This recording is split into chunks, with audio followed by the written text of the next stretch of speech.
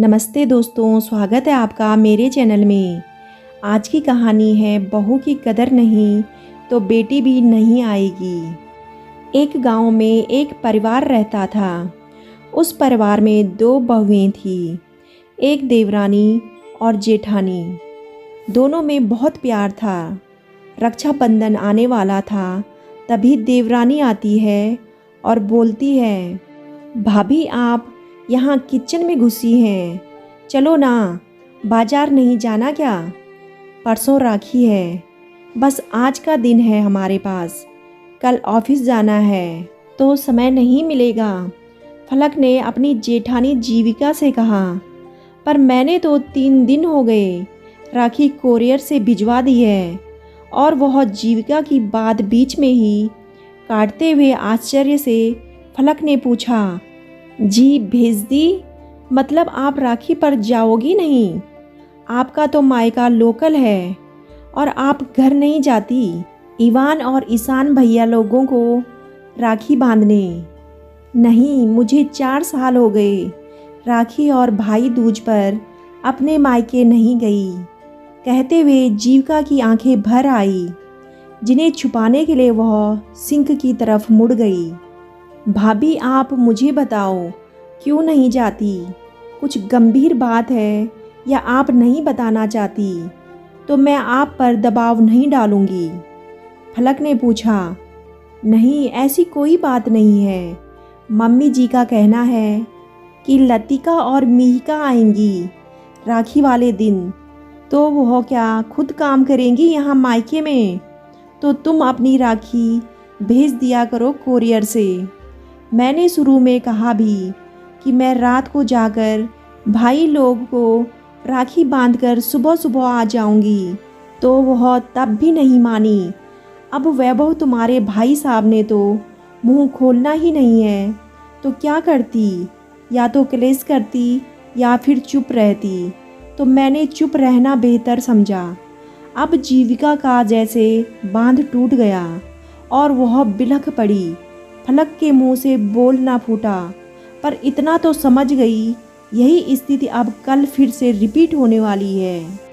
अभी फलक सोच ही रही थी कि जीविका की आवाज़ आई, मेरे मायके में तो भाई दूज भी मनाया जाता है, पर यहाँ तो ये रीति ही नहीं है, तो मेरा भाई दूज भी बंद करा दिया कि हमारे यहाँ यह रिवाज नहीं है, तो तुम्हें अब इस घर के हिसाब से चलना है। यानी मैं अब अपने भाइयों का तिलक भी नहीं कर सकती, लेकिन लतिका हर भाई दूज पर यहाँ आती है। उसने अपने ससुराल में कहा है कि हम तो भाई दूज मनाते हैं।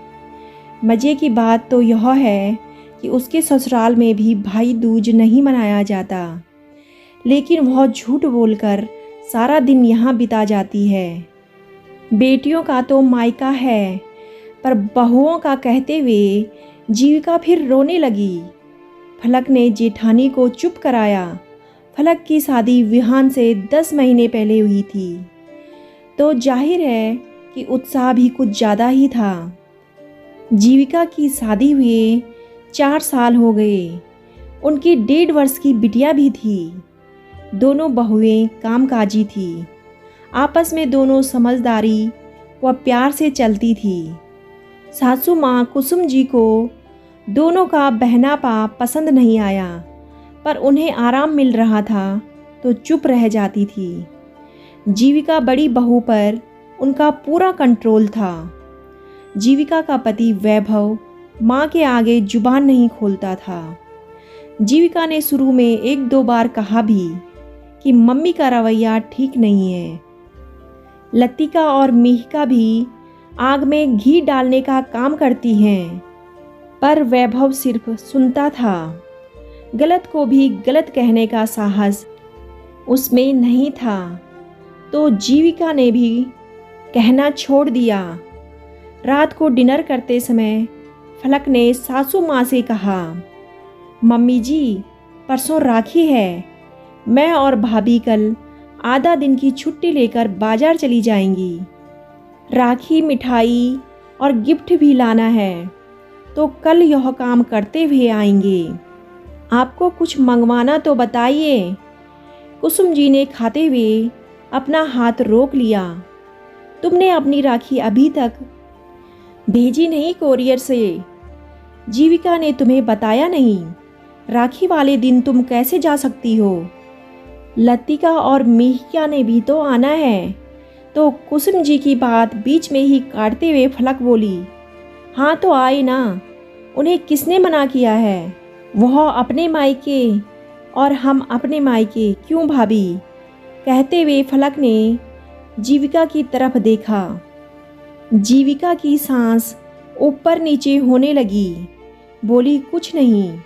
तो क्या त्योहार वाले दिन दोनों अपने मायके आकर यहाँ काम करेंगी क्या? कुसुम जी ने तेज आवाज में पूछा। क्यों, काम क्यों करेंगी?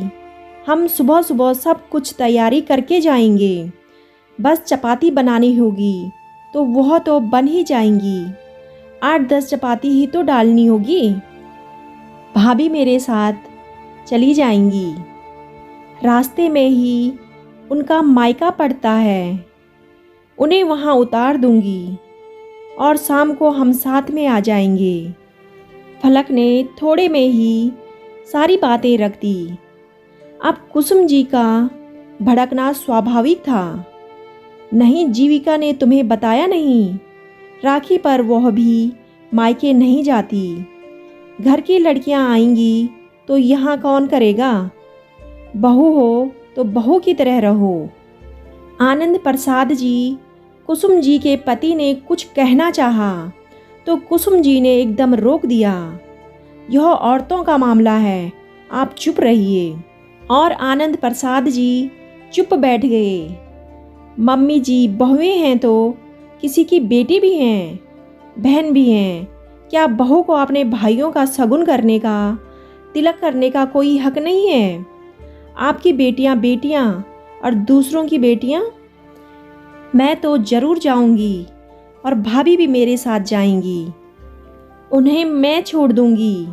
और तभी वैभव ने गुस्से में कहा, जीविका नहीं जाएगी और अगर गई तो मुझसे बुरा कोई नहीं होगा। मम्मी ने जो कह दिया तो कह दिया, बाकी तुम्हारा तुम जानो। और विहान एकदम बोला, सही है भैया, दोनों नहीं जाएंगी। और मम्मी, लतिका और मिहिका दोनों को बोल दो कि वह अपनी अपनी राखियाँ हमें कोरियर से भेज दें। उनकी भी तो ननदें मायके आएंगी। तो क्या त्योहार वाले दिन वह अपने घर में काम करेंगी? बिल्कुल नहीं। सब खड़े विहान का मुंह देखने लगे। भैया, मुझे तो ताज्जुब हो रहा है। आपको मैं अपना आदर्श मानता था, पर पता नहीं था कि आपकी सोच भी ऐसी होगी। आपको भाभी का कर्तव्य याद है, पर आपका क्या कर्तव्य है वह भूल गए या याद नहीं रखना चाहते। अपनी माँ और बहनों को खुश करने के लिए पिछले 4 सालों से आपने अपनी पत्नी को इस खुशी से दूर कर दिया। क्यों, आपकी बहनें हैं तो उनके भाई नहीं हैं क्या? और मम्मी, आपने बरसों पहले हमारी बुआ जी का भी आना बंद करवा दिया था। पापा ही जाते थे राखी बंधवाने।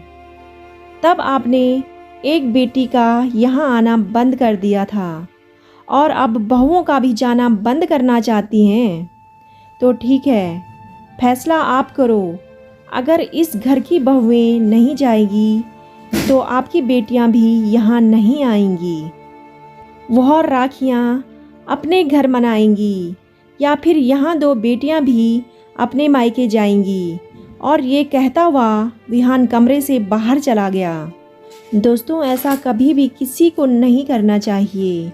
सबकी बहनें होती हैं, अपनी पत्नियों के साथ ऐसा कोई ना करें।